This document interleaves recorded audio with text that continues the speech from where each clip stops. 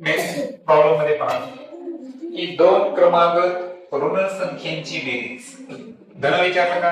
नाही. दोन क्रमागत ऋण संख्येची जी बेरीज आहे ही बेरीज दिली आपल्याला ऋण 45. किती दिली आहे? ऋण 45. मग आता पहिली संख्या जी आहे, पहिली म्हणजे कोणती संख्या असणार बरं? पहिली म्हणा किंवा लहान म्हणा. ओके, तर लहान संख्या जर आपण काय गृहीत धरली? x. बरोबर.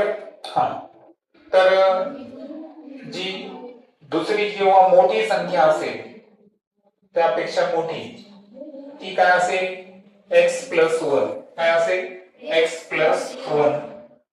मग आता दोन क्रमागत ऋण संख्येची बेरीज म्हणजे x ही पहिली संख्या, दुसरी आहे x+1 इज इक्वल टू किती? ऋण 45. मग आता यांचं x अधिक x किती? 2x अधिक 1 बरोबर ऋण 45. 2x बरोबर धन 1. तिकडे गेल्यावर काय होतील बरं? ऋण 1. मग 2x बरोबर काय होतील? ऋण 46.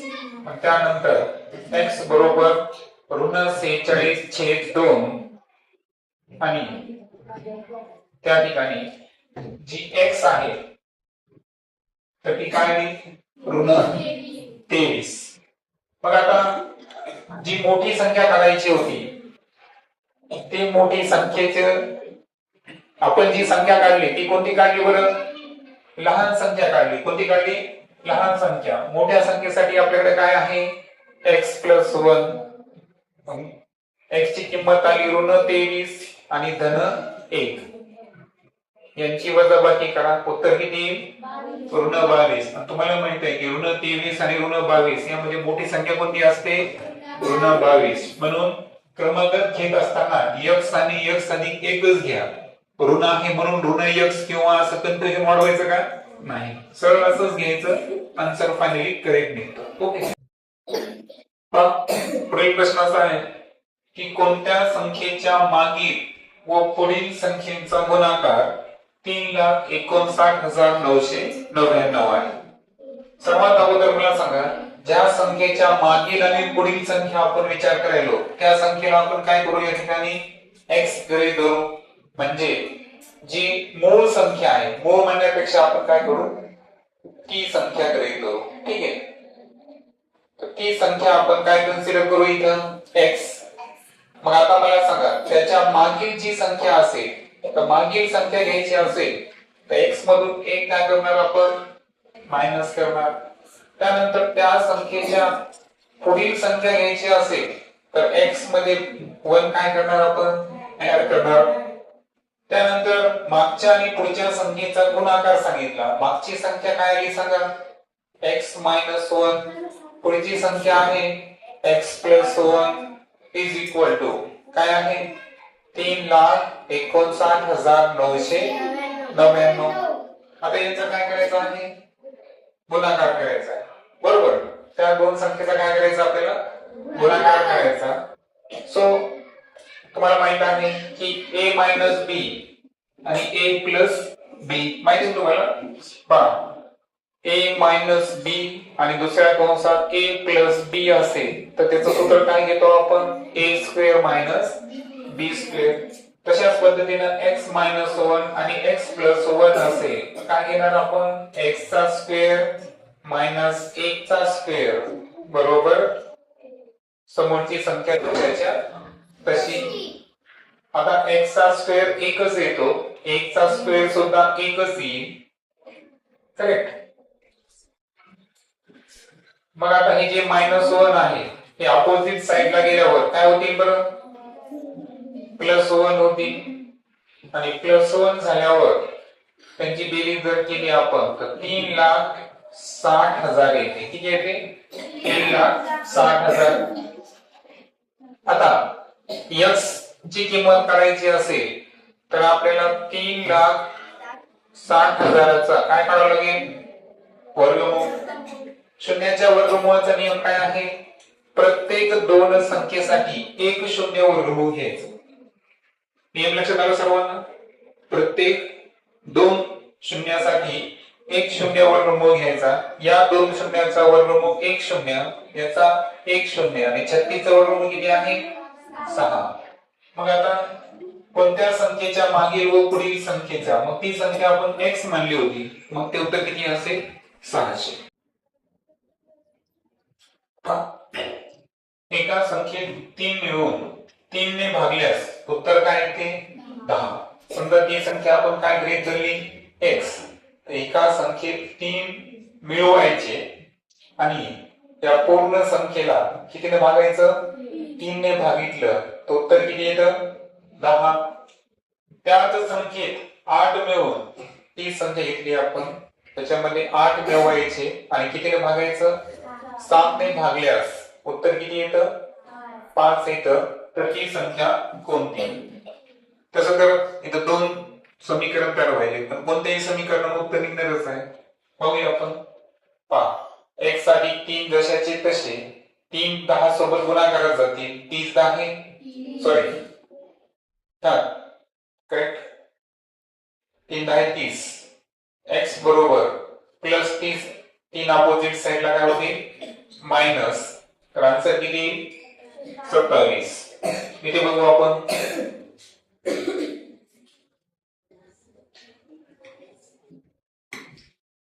x अधिक 8 बरोबर 7 गुणिले 5 किती आले 35. मग x बरोबर प्लस 8 अपोजिट साइडला गेल्यावर मायनस 8 आणि x बरोबर किती आलं 27. म्हणजे कोणत्याही एका समीकरणावरून सुद्धा आन्सर कधी फायनलाइज होऊ शकतो. ओके. प्रश्न असा आहे, प्रज्ञाकडे जेवढी 2 रुपयाची नाणी आहेत तेवढीच किती रुपयाची आहे 5 रुपयाची सुद्धा आहेत. आता तिच्याकडे एकूण रक्कम किती आहे 196 रुपये. तर 5 रुपयाच्या नाण्यांची संख्या किती. आता एक लक्षात घ्या, 2 रुपयाची जेवढी नाणी आहेत तितकीच 5 रुपयाची सुद्धा आहेत आणि म्हणून नाण्यांची संख्या दोन्ही ठिकाणी समान आहे. नाण्यांची संख्या कशी आहे दोन्ही ठिकाणी समान आहे आणि समान असणाऱ्या नाण्यांची संख्या आपण किती गृहीत धरू x. मग आता प्रज्ञाकडे 2 रुपयाच्या ज्या नाणी आहेत त्या x आहे, म्हणजे 2 रुपयाचे किती एकूण मूल्य आहे ते मूल्य काढायचं असेल तर आपल्याला 2 ला काय करावं लागेल नाण्यांच्या संख्येने मल्टिप्लाय करावं लागेल, म्हणजे 2x. त्यानंतर 5 रुपयाच्या जेवढे नाणी आहेत तर त्या सुद्धा त्यांची सुद्धा संख्या किती आहे x आहे, म्हणून 5 ला सुद्धा कशाला गुणावं लागेल आपल्याला x ने गुणावं लागेल. आणि एकूण रक्कम जी आहे ती किती आहे 196. मग किती 5 आणि 2 7x बरोबर 196 आणि x बरोबर 196 ला जर आपण 7 ने डिवाइड केलं तर किती 7 दोन्ही 14, 5 होते 7 7 56, म्हणजे 28 नाणी झाल्या. मग 5 रुपयाचा प्रश्न विचारले आपण, त्याचं उत्तर किती आहे 28. आणि 2 रुपयाचं जरी विचारलं असतं तरी उत्तर काय राहिलं असतं 28च राहिलं. प्रश्न असा आहे, माझ्या आजीचे वय माझ्या बहिणीच्या वयाच्या किती आहे तिप्पट आहे. ओके. आता एक लक्षात घ्या की गणितामध्ये पुढे पहा, मी माझ्या बहिणीपेक्षा किती वर्षांनी लहान आहे 4 वर्षांनी. माझ्या भावापेक्षा 2 वर्षांनी,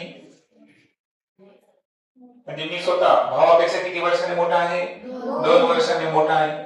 भावाचे वय किती आहे 15 वर्ष. तर यावरून आजीचे वय काय करतो आपण आजीचे वय कॅल्क्युलेट करायचं. ठीक आहे.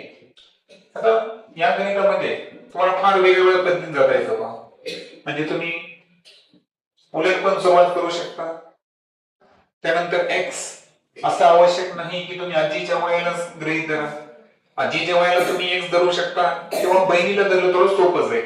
पहा समजा आपण सुरुवात जर बहिणीपासून केलं की बहिणीचे जे वय आहे हे वय आपण किती मानलं x वर्ष मानलं तर ऑटोमॅटिक आजीचे जे वय आहे ते बहिणीपेक्षा तिप्पट आहे. मग आजीचे वय किती होऊन जाईल सांगा 3x वर्ष. करेक्ट.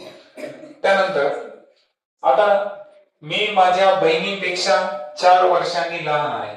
म्हणजे याच्यात आता म्हटल्यास लिहू आपण माझे वय. काय सांगितलं की मी माझ्या बहिणीपेक्षा 4 वर्षांनी कसं आहे लहान. बहिणीचं किती होतं x वजा किती करावं लागेल या ठिकाणी 4. म्हणजे माझे वय किती झालं x वजा 4 वर्ष.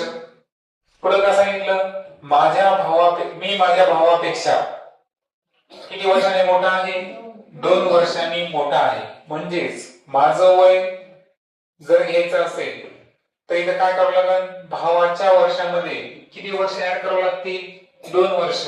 आता भावाचे वय कितीला आहे 15 म्हणजे 15 अधिक 2. मग आता इथं जे इक्वेशन तयार होईल तर x - 4 15 आणि 2 ची बेरीज करा तुम्ही किती 17. मग x बरोबर -4 अपोजिट साइडला गेल्यावर +4 आणि x बरोबर 17 आणि 4 किती होईल 21. म्हणजे आपण थेट कोणाचं वय काढलं आता बहिणीचं वय काढलं. मग आता कोणाचं वय काढायचं आहे आजीचे वय. आजीचे वय बहिणीपेक्षा कसं आहे तिप्पट. ते किती गृहीत धरलं होतं आपण 3x. मग 3 गुणिले x ची किंमत किती आहे 21 आणि म्हणून 21 3 किती या ठिकाणी 63 वर्ष. ओके.